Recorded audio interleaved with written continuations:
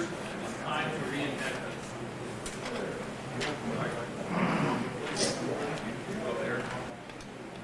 I heard the conference was going to be in Tucson. I thought, well, there'd probably be a whole track on space settlements.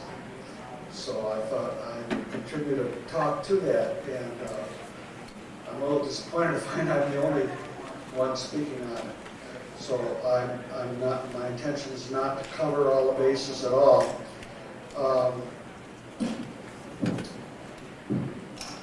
If any of you have read the abstract in the program book, you will have some idea of what I want to talk about.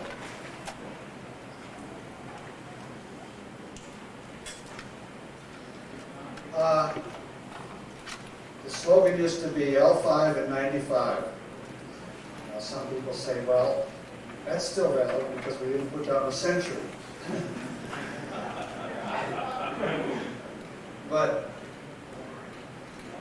we were very enthusiastic. You know, we had these beautiful colored paintings that inspired all of us. I'm sorry I don't have any to show you, but most of you are familiar with them.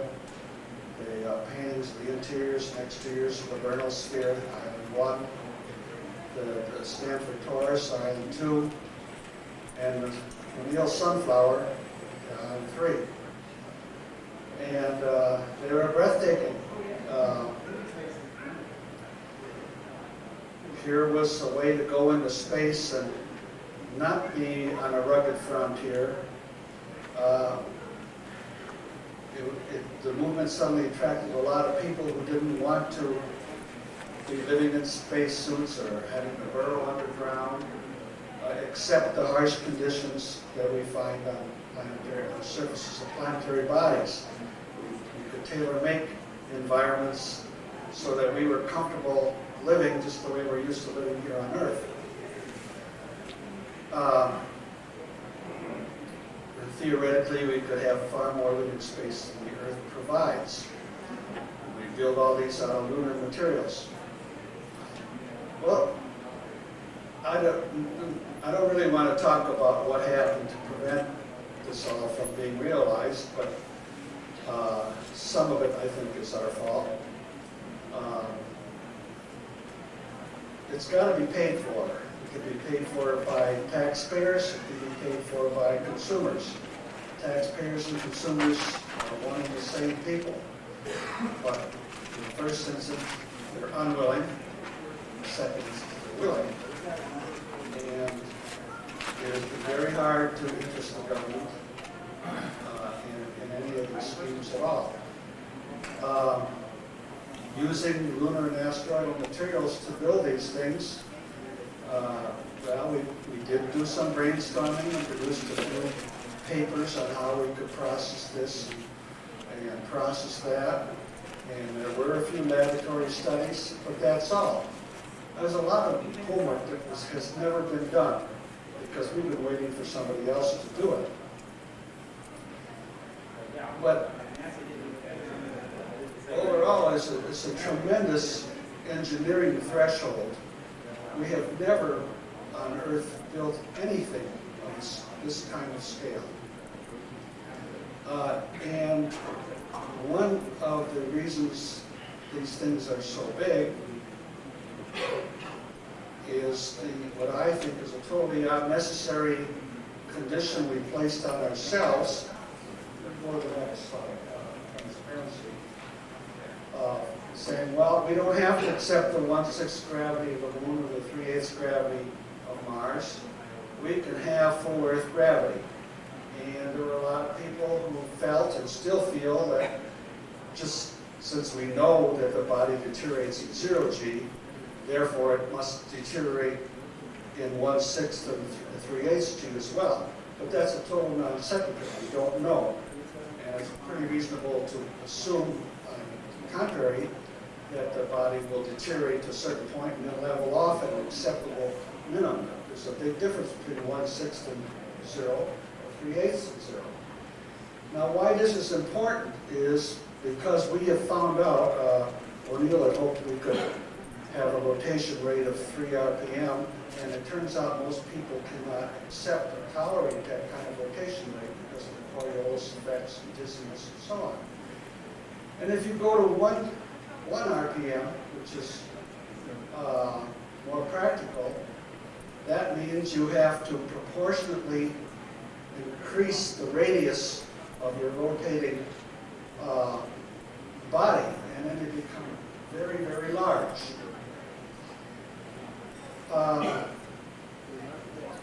If you were to choose a lunar gravity standard, for example, after all, that's somewhat reasonable, especially for people who are not going to be moving back home to Earth.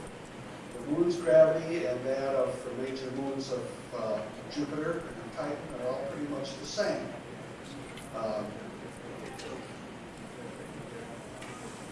With something like that, then you have 1/6 the radius, and for those things that scale by area, that means 1/36 the area. Those things that scale by volume, 1/216 the volume.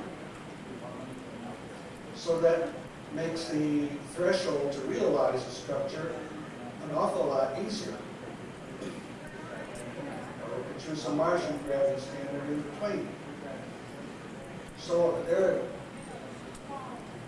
by insisting on a 1G standard, we are putting our bar pretty high. Now,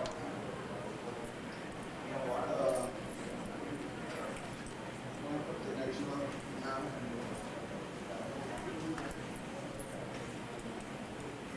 Another thing that makes construction very difficult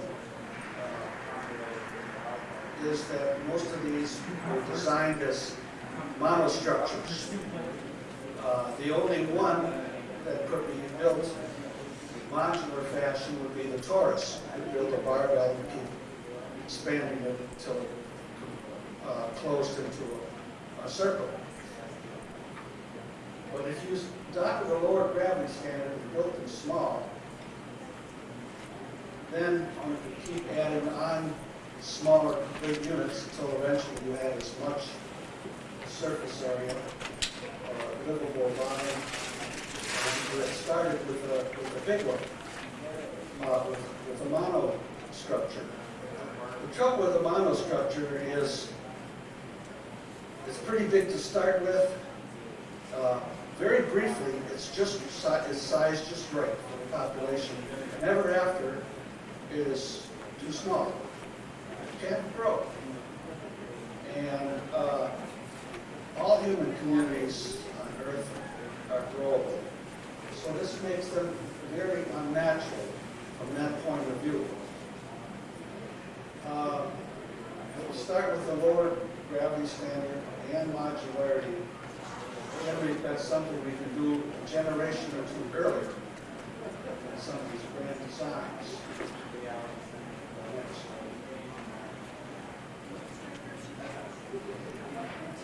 If you remember the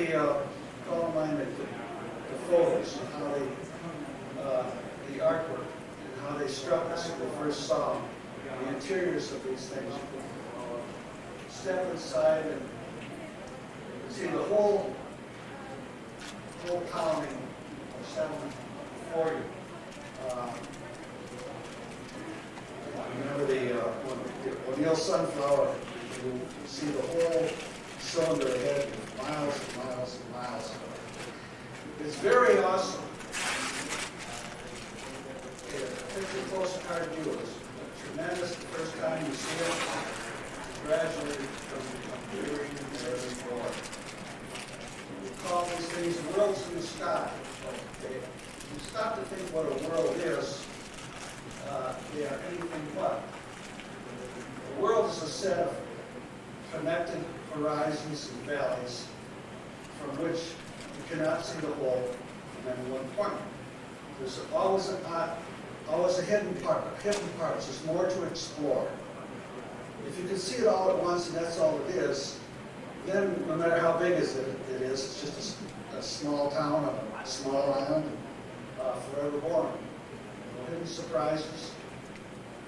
No changes of scenery over the next hill, or on the next bend. The best of these designs from this point of view is the Stanford Taurus. Being a Taurus, you only see part of it at a time. But you can see perhaps a third of it at a time. And anyway, it is better psychologically from that point of view. I think this is important because, well, human beings have never lived in anything but a world in that sense of the term.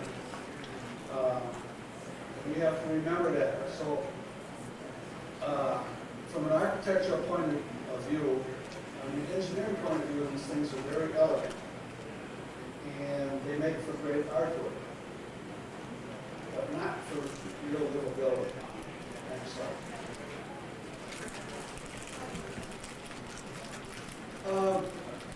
Another thing, you know,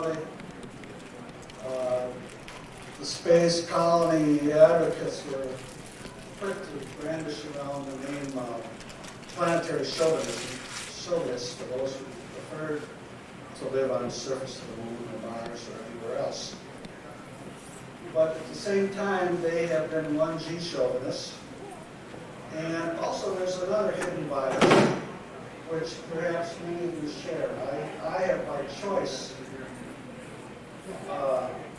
worked in industry much of my life, simply so that I could get home at the end of the day and my mind would be fresh and I could use my free time to do all the brainstorming and writing and anything I want.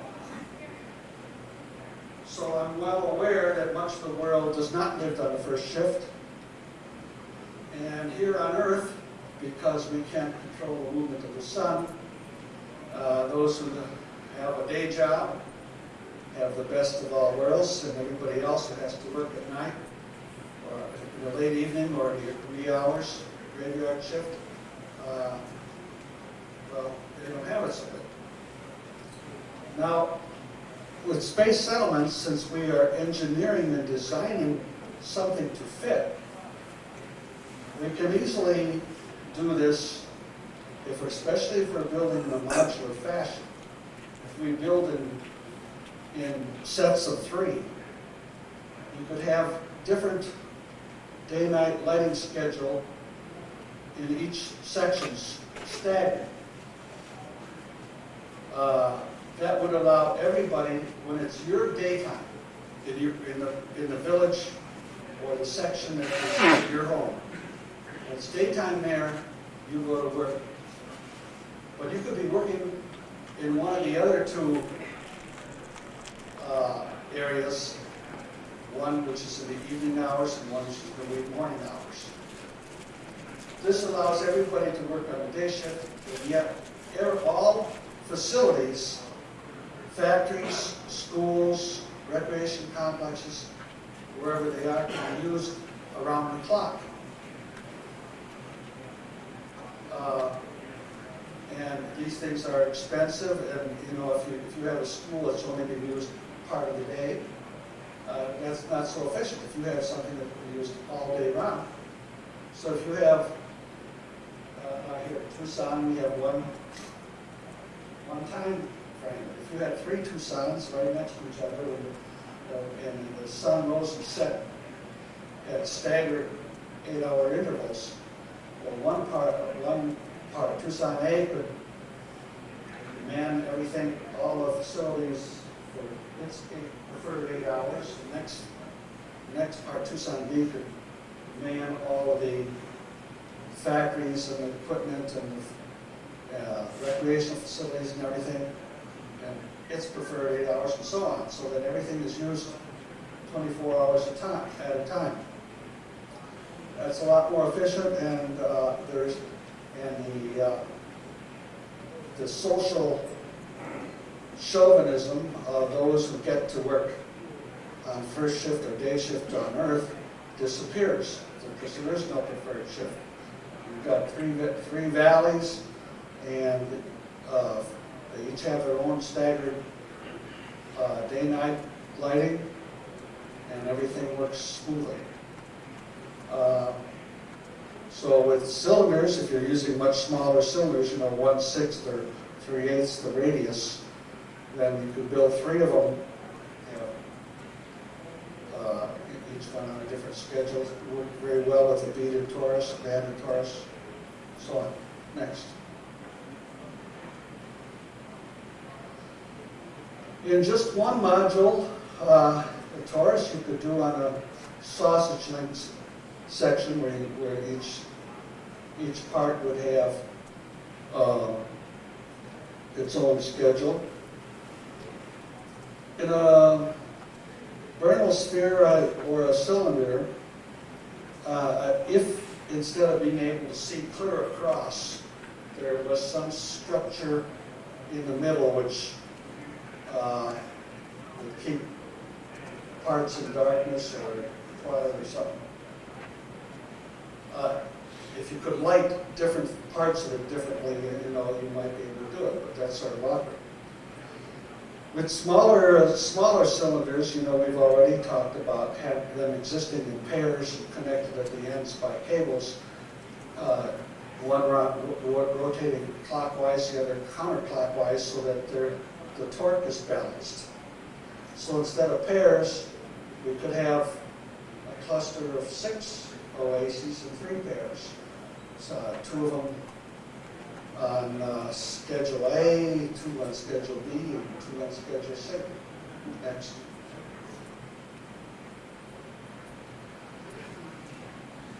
Well, looking at the Bernal sphere, we could start with one smaller unit because we have less smaller radius if we've got a lower gravity standard. And then add, as the colony or settlement grows, we add 2 more. And in one case, we add the 2 at the end. And the agriculture models, we add at the other end. Or we could expand like you see on the bottom. All right, next.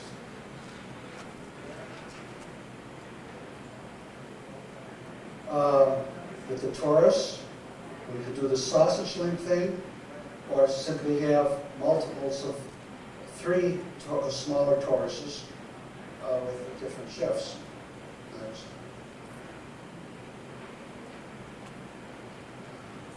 The O'Neill sunflower, here's 2 different ideas of what we could do with that. We could have 3 smaller cylinders in the end. We could have one that is sort of pinched at 2 points. Down below is another design. 3 ovoids with a common outer cylinder wall. And then you control the lighting of each one so that they're on 3 different schedules. Next. Now, I remember in the 1976 NASA Space Settlement Study, it's a big, thick paper bound volume, which many of you may have. It explains why we have the 3 designs: the sphere, the torus, and the cylinder. And it says that those are the only 3 figures you can get from the Cassini curves. Well, I'm awfully glad that nature didn't follow this textbook of Cassini or NASA or whatever, because they forgot something.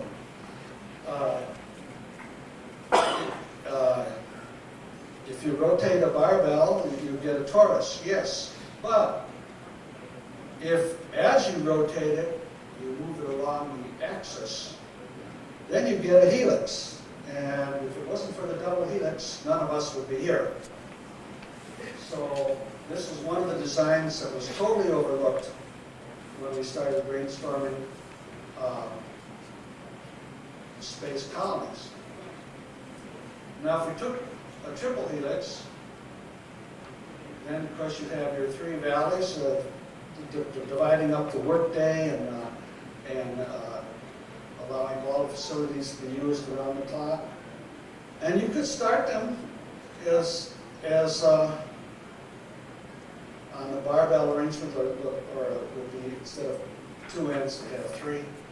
And you could add modules and could be start very small. But eventually this is a design which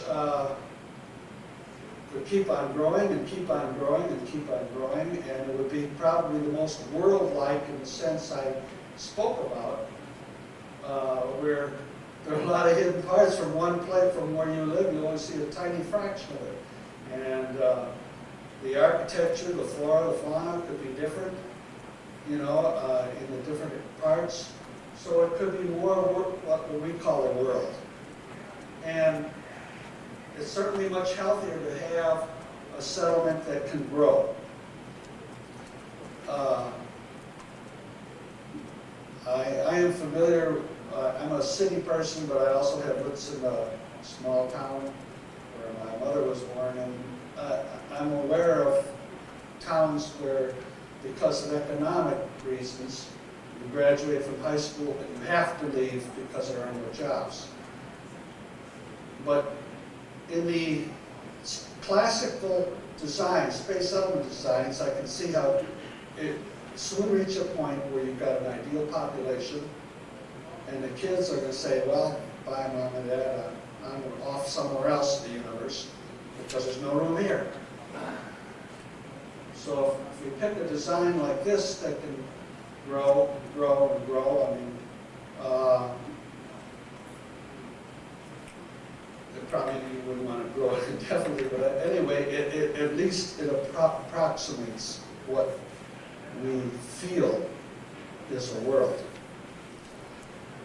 What do I have next? Last one. Okay, there's one transparency I forgot. Space settlements have also interested a lot of people, I think because they saw each one as an island, and that meant a lot of political autonomy, social, cultural. We've already looked at the idea that maybe pairs would be better, because if you have one rotating one way and one the other, you balance your torque. But I'm sorry, I forgot the transparency. If you can imagine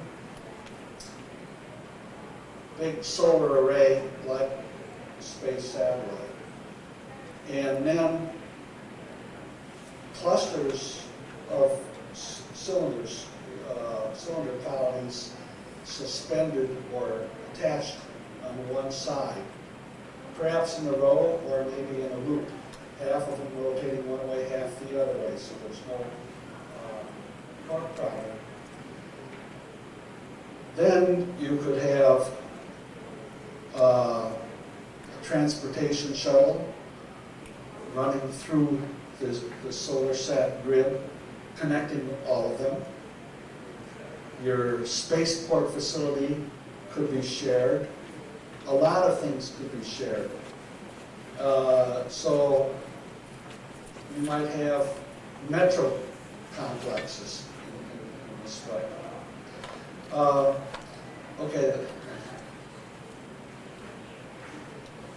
And by the way, that's the limit of my illustration capability. I can't draw in perspective, and I have never learned to do CAD, so I apologize for that.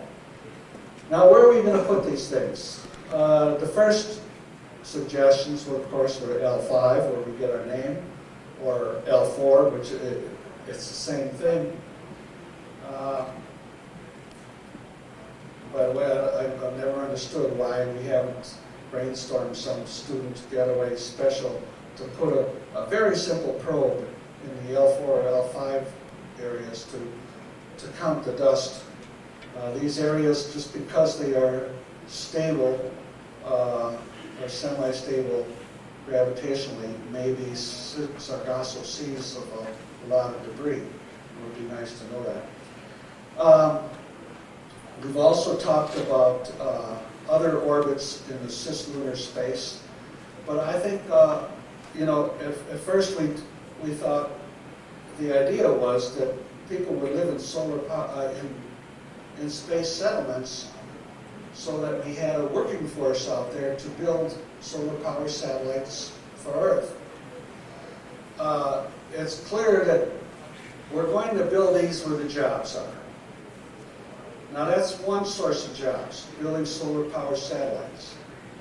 But if we were doing that in space, perhaps only 10% of the people living in space settlements would be directly involved with building more space settlements or solar power satellites. In any economy, only a small fraction of the people are involved with producing exports. Eventually, in a mature economy, 90% of it is producing products and services for one another. Where else might we want to put them? If we start mining asteroids, one of the suggestions, of course, has always been, well, why not bring the satellites into a parking orbit around Earth or where they're handy to get to. It never ceases to amaze me that those who point out that the low delta V to some of the asteroids, there's a trade-off here. The closer a body's orbit is to Earth's orbit, the less frequent are the windows where you can get back and forth. We have the launch windows to Pluto are much more frequent than they are to Mars, because Mars' orbit is closer to Earth. That's how that works. And some of these asteroids, oh yeah, you hardly need any delta V, but you can only go there once every 20 years. So why not bring them in towards Earth? I don't think the population on Earth would be too happy with you trying to bring an asteroid into near-Earth space. So Earth's sun, L4 and L5, 90 million miles to either side of Earth, its orbit, might be a good place for that. And even though it was far from Earth, they would always be accessible, not just every 5 years or 20 years. Dr. Lewis yesterday was mentioning something that surprised me, that the estimates now are that the amount of material in the Trojan positions for Jupiter, Jupiter's sun L4 and L5, is probably as massive as what's in the main asteroid belt. And there, all the asteroids in those two locations remain clustered together. So that might be a place to go. We've been learning too that probably a fetus will not develop properly in zero G. So asteroid miners are going to have a problem. So if you have people out mining the asteroids, they may need a space settlement in orbit where they spend most of their time when they're not actually out mining. Okay. Any questions? Yeah, I don't know if you thought about this,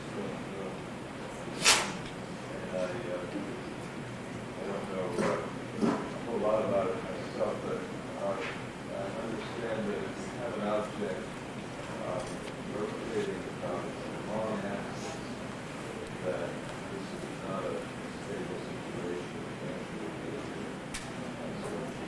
Oh, right. So you rotate this way. If you rotate this way, it's not stable, and you have to make a small correction.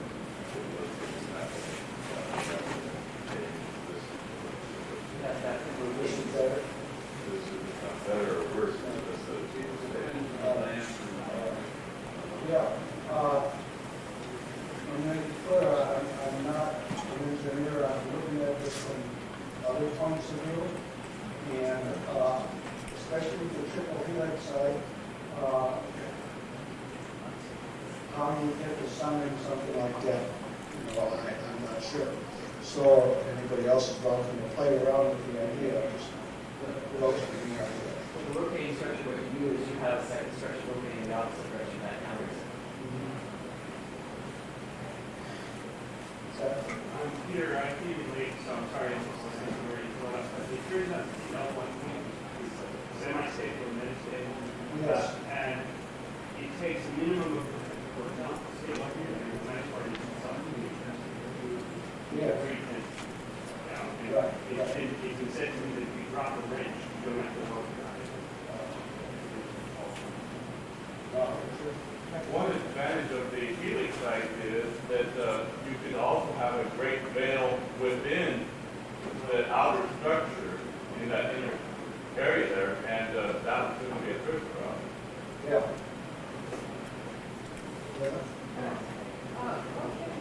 Question about the sun bridge points. I believe they found the new signs or indication of an asteroid to those points. Yeah. I know they've been looking for years. And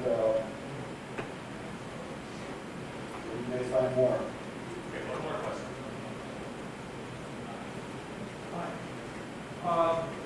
Some years ago, I proposed the idea of having two space bubble on the other side, this side on the back. So we have one tree on one side, and then the lower tree that the other is. Oh, yeah. So that allows people to have their side of one G, maybe an hour or 2 a day. Right. And in fact, this comes down to the barbell with a off-center of gravity. Right. So the lower G part would have to be the mass distributed. Yes. There's no reason we couldn't do that. And you know, my point isn't that we have to abandon the Earth gravity standard. I'm just saying, if we want to do this, let's start small and realistic, and it might be easier to do it on a low gravity standard. And eventually, when we're thriving, we'll be able to afford to build, you know, the way we once envisioned.